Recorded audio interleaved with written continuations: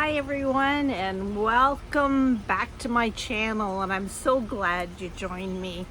I don't know if you know a lot about me from my videos or that, and I live just outside of the great city of Toronto, and it's called the GTA, which is just outside that busy city. And that is in Ontario and in Canada. So, not sure if you all knew that. I want to welcome new subscribers and the comments that so many of you have made about my craft room, my garden, my baking, and I just want you to know that I'm just an ordinary woman that has many interests, not only with my hands and the things I love to do, but of course my faith in the Lord. So that's about me, and so my videos are a mix of everything. I'm so thankful that God has given me these creative things in my life, and I am blessed.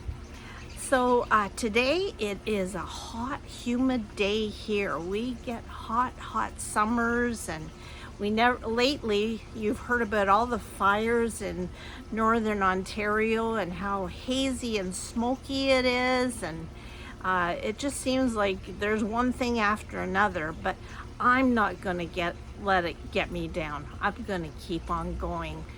And today I'm going to head into the garden, and I'm going to pick my little patch of rhubarb. Yes, rhubarb. If you have a little patch of rhubarb, you probably love it. If you've never tasted rhubarb before, you can buy it in the grocery store. I'm not sure where you live, or the local market. And so often people want to give rhubarb away. So rhubarb is something you either love or you hate. But today I'm going to pick the rhubarb, and we're going to go into my kitchen, and I'm going to make the most easiest desserts for you. It's called a dump cake. Have you ever had dump cake before? If not, you gotta try it. It's quick, easy. You can make it with the grandkids. You can make it quick and serve it tonight, or take it to a potluck. So let's go into the garden and pick that rhubarb, and let's get baking. I hope you enjoy it. I hope you will grab a coffee, put your feet up, and enjoy this video.